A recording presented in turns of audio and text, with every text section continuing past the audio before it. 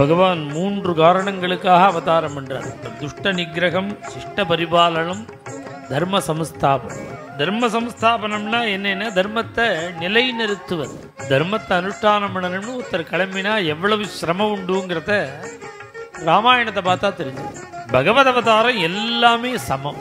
ராமாவதாரத்தில் தான் சகல கல்யாண குணகணங்களும் பிரகாசமா தெரிகிற மாதிரி அமைஞ்சிருக்கு அந்த அவதாரம்.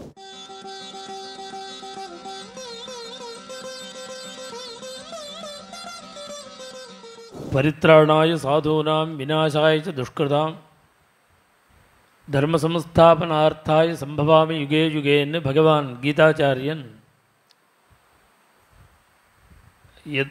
தான் எப்பொழுது அவதாரம் பண்ணுவேன் அப்படின்னு அவதார காரணங்கள் எல்லாம் சொல்கிறார்.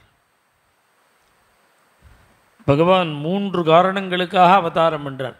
சாதூனாம் பரித்ராணாய, துஷ்கிருதாம் விநாசாய, தர்ம சம்ஸ்தாபனார்த்தாய. மூணு காரணம் சொல்கிறார். துஷ்ட நிகிரகம், சிஷ்ட பரிபாலனம், தர்ம சம்ஸ்தாபனம். சில அவதாரங்களில் பகவானுக்கு எல்லாம் பண்ண முடியாது. துஷ்ட நிகிரகம்தான் நரசிம்ம அவதாரம்.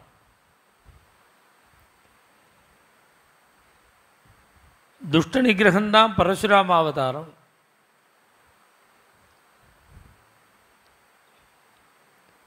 இந்த மூன்று காரணங்கள், மூணு விஷயங்கள் பகவான் சொல்கிறானே, இந்த மூணையும் அவதார காலத்தில் பூர்ணமாக செய்கிற மாதிரி உள்ள அவதாரம்னா ராமாவதாரம், கிருஷ்ணாவதாரம். இதில் தான் பகவான் கீதையில் சொன்னபடி மூணு காரியத்தையும் பண்ணுறார். துஷ்ட நிகிரகம், சிஷ்ட பரிபாலனம், தர்ம சம்ஸ்தாபனம். தர்ம சம்ஸ்தாபனம்னா என்னென்ன தர்மத்தை நிலைநிறுத்துவது. தர்மம் எப்படி இருக்குன்னா நலிவு அடையுமா, பல பிரகாரத்தை துஷ்டர்களால் ஆக்கிரமிச்சும் பண்ணலாம். அனுஷ்டானம் பண்ணிருக்கிற சிஷ்டர்களுக்கு கூட ஒரு அலுப்பு வரலாம். ஏதோ வேதம் சொல்லிடுத்து, சாஸ்திரங்கள்லாம் நமக்கு சொல்லியிருக்கு, ரிஷிகள் சொல்லியிருக்கான்னு தர்மத்தை அனுஷ்டானம் பண்ணினாலும் ஒரு சலிப்பு இருந்து தான் அன்றைக்கே ரிஷிகளுக்கு. அந்த சலிப்பு இருக்க அலுப்பு, அதை பார்த்த பகவான் அனுஷ்டானம் பண்ண முடியாத ஒரு தர்மம்னு ஒன்று உண்டா?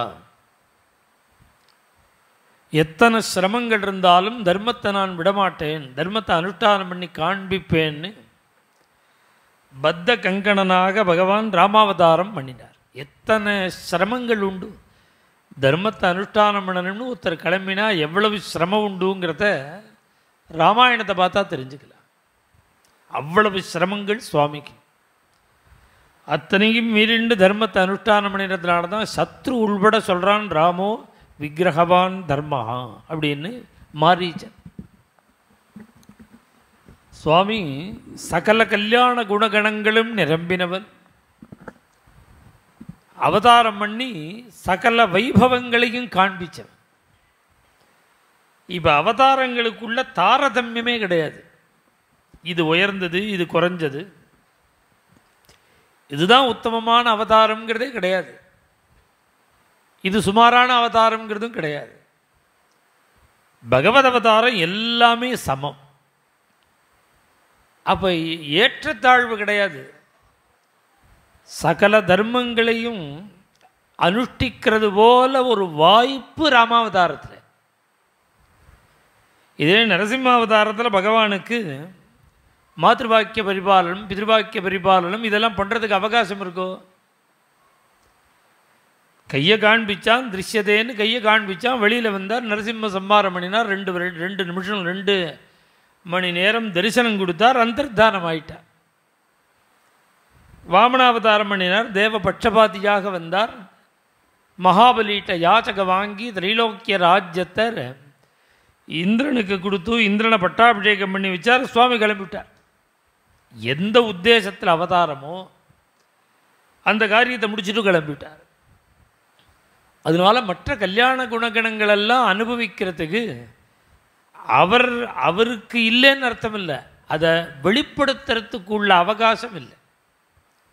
ராமாவதாரத்தில் தான் சகல கல்யாண குணகணங்களும் பிரகாசமாக தெரிகிற மாதிரி அமைஞ்சிருக்கு அந்த அவதாரம். அதனால தான் கற்பார் ராமபிரானையல்லால் மற்றும் கற்பரோ அப்படிங்கிறாரோன்னு. பக்தின்னா பக்தி பண்ணணும் அப்படின்னா ராமனை தவிர யார்கிட்ட பக்தி பண்ண முடியும்?